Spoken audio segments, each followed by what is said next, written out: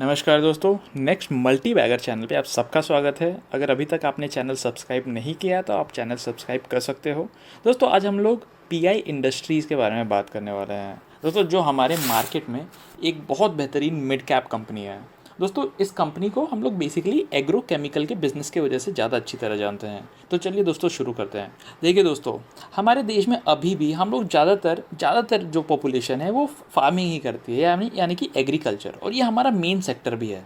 दोस्तों इसी के अंदर एग्रो केमिकल एक बहुत बड़ा बिजनेस बन के बैठा हुआ है। और एग्रो केमिकल को भी हम लोग डिवाइड कर सकते हैं पेस्टिसाइड का बिज़नेस और फर्टिलाइज़र का बिज़नेस।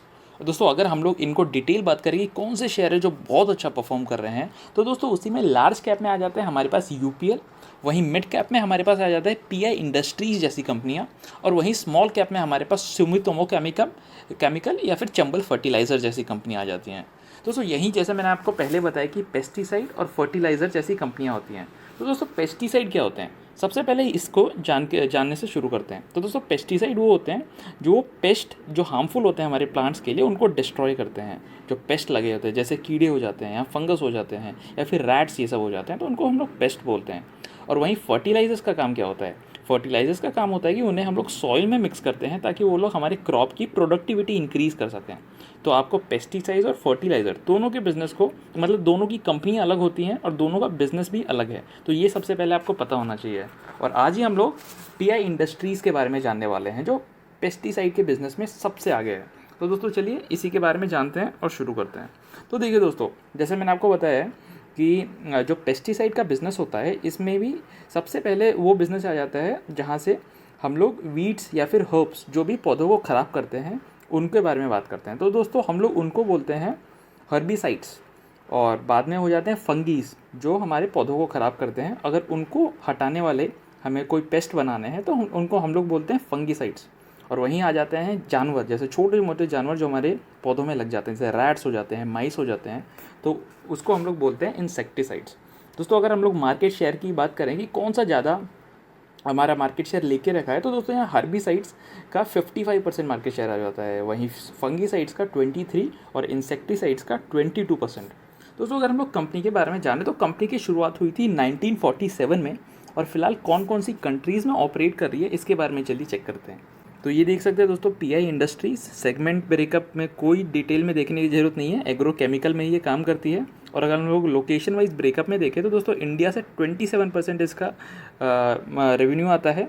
वहीं अगर हम लोग इंडिया को हटा दें और एशिया में चेक करें तो 26%, और रेस्ट ऑफ द वर्ल्ड में 4%, यूरोप में 8% और नॉर्थ अमेरिका में 35%। तो आप देख सकते हैं कंपनी ने कैसे अपना लोकेशन वाइज अपना ब्रेकअप करके रखा है। इसका मतलब कि अगर एक भी इसका मान लीजिए नॉर्थ अमेरिका में मान लीजिए अगर कोई प्रॉब्लम आ गई तो ऐसे नहीं कि इनका पूरा बिजनेस ठप पड़ जाएगा। इंडिया है, इंडिया को छोड़ के बाकी एशियाई कंट्रीज़ हैं, यूरोप है, बाद में बाकी देश भी हैं जहाँ कंपनी का बहुत अच्छा रेवेन्यू आता है। चलिए दोस्तों एक बार हम लोग कंपनी का फिगर्स चेक कर लेते हैं। फिलहाल दोस्तों आप चेक कर सकते हैं कि पीआई इंडस्ट्रीज़ का मार्केट शेयर है 40,000 प्लस करोड़। इसका मतलब एक मिड कैप कंपनी है। और अगर हम लोग देखें कि एक हाई लो कितना बनाया था, 2700 इसका हाई था और 1426 रुपये इसका लो था। फिलहाल इसका पीई है 60। रिटर्न और कैपिटल एम्प्लॉयड देखें तो 23% है और रिटर्न ऑन इक्विटी 18% दिया है। इसको छोड़ते हैं, अब सीधा हम लोग इनके सेल्स के आंकड़े पे चलते हैं। तो ये देखिए दोस्तों, सेल्स अगर हम लोग देखें तो क्वार्टर दर क्वार्टर पीआई इंडस्ट्रीज़ का बेहतर होता जा रहा है। कोविड के बाद से आप देख सकते हो मार्च में थोड़ा कम हो गया, तो उसके बाद से फिर से इंक्रीज़ होना चालू हो गया है। ऑपरेटिंग प्रॉफिट मार्जिन चेक करें तो यहाँ भी इंक्रीज़ है, और नेट प्रॉफिट आप चेक करोगे तो नेट प्रॉफिट भी ठीक है। तो यहाँ दिसंबर है यानी कि Q3 क्वार्टर में थोड़ा बहुत डिक्रीज़ है Q2 के मुकाबले, बट इस बार भी एक्सपेक्टेशन ये है कि इस बार अच्छी होने की संभावना है जब Q4 आएगा फाइनेंशियल ईयर 2021 का। तो देखिए दोस्तों ये भी अच्छा बैलेंस्ड बना के रखा है कंपनी ने। अगर हम लोग कंपनी का चलिए दोस्तों एक बार इनके हम लोग होल्डिंग्स चेक करते हैं और थोड़े ग्राफ्स चेक करते हैं। तो ये देखिए दोस्तों, पीआई इंडस्ट्रीज जैसे मैंने आपको बताया कि 2672 रुपये पे फिलहाल ट्रेड हो रहा है। अगर एक मंथ का देखें तो कंपनी ने हमें 10.67% रिटर्न दिए हैं, एक साल में हमें 75.11% रिटर्न है, और अगर 5 साल बताऊं तो 338% बेहतरीन रिटर्न्स दिए हैं पीआई इंडस्ट्रीज़ ने। देखिए दोस्तों अगर मैक्स चेक करें, जब से 2011 में यह हुआ था तो तब से लेके अभी तक हमें 3600 से भी ज़्यादा रिटर्न मिल चुके हैं पीआई इंडस्ट्रीज़ की तरफ से। इंट्रिंसिक वैल्यू आप देख सकते हैं फ़िलहाल बहुत ज़्यादा हाई ट्रेड हो रहा है और रिटर्न वैसे एफडी अच्छा है। एक बार मैं आपको डिविडेंड दिखा देता हूँ कि कंपनी कैसा डिविडेंड देती है। तो 11 फरवरी 2021 में एक शेयर के बदले कंपनी ने 3 रुपये दिए थे। 17 सितंबर 2020 में एक शेयर के बदले 1 रुपये। तो ऐसे करके कंपनी अपना डिविडेंड देती रहती है। इसको छोड़ के चलिए आगे चलते हैं। तो अगर हम लोग आगे चलेंगे तो फाइनेंशियल ट्रेंड दिखाता हूँ। देखो जैसे मैं आपको बता रहा था दोस्तों, कंपनी के बेहतरीन रेवेन्यूज़ हैं और प्रॉफिट भी अच्छे खासे आए हैं, जो मैंने आपको पहले नंबर्स में भी चेक करा दिया था।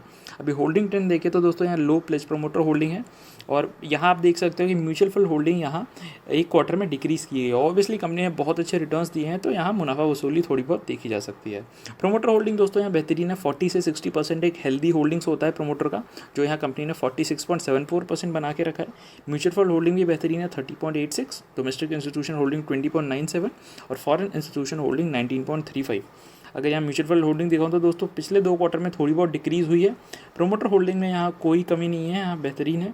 और डोमेस्टिक इंस्टीट्यूशनल होल्डर्स ने भी मार्च आप देख सकते हैं यहाँ कांस्टेंट ही है। फॉरेन इंस्टीट्यूशन होल्डिंग सितंबर से दिसंबर में इंक्रीज़ हुई थी क्वार्टर में, और यहाँ मार्च का क्वार्टर देख सकते हैं तो यहाँ थोड़ी बहुत कमी है, आप देख सकते हो 0.15 है, देख सकते हो। तो दोस्तों इसमें कोई दो राय नहीं है, कंपनी बेहतरीन है।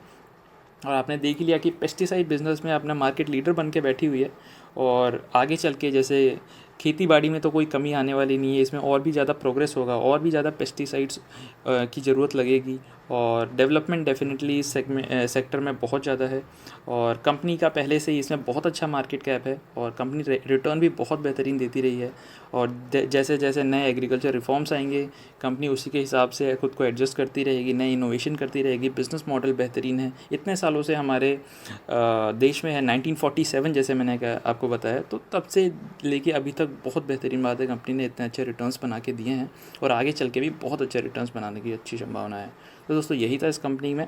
अगर जहाँ भी डिप मिले तो एसआईपी के माध्यम से थोड़ा थोड़ा एक शेयर उसमें लेते जा सकते हैं। और डेफिनेटली इनके क्वार्टरली रिजल्ट्स पे चेक कीजिए, प्रमोटर्स के आप वीडियोस देखिए, प्रमोटर कैसी प्रोमिसेस करते हैं, क्या वो पूरे होते हैं कि नहीं, कंपनी और कौन कौन से नए सेगमेंट में उतर रही है। तो इन सब का ट्रैक रखेंगे तो कंपनी के साथ आपकी भी नॉलेज बढ़ेगी, और कंपनी के और भी शेयर आप ऐड कर सकते हो जहाँ भी थोड़ा बहुत आपको मार्केट में थोड़ी बहुत बिकवाली दिखेगी। तो दोस्तों कंपनी बेहतरीन है, इसमें कोई दो राय नहीं। कंपनी आगे चल के हमें बहुत अच्छे रिटर्न्स दे सकती है। तो दोस्तों इसी के साथ वीडियो ख़त्म करते हैं। नमस्कार।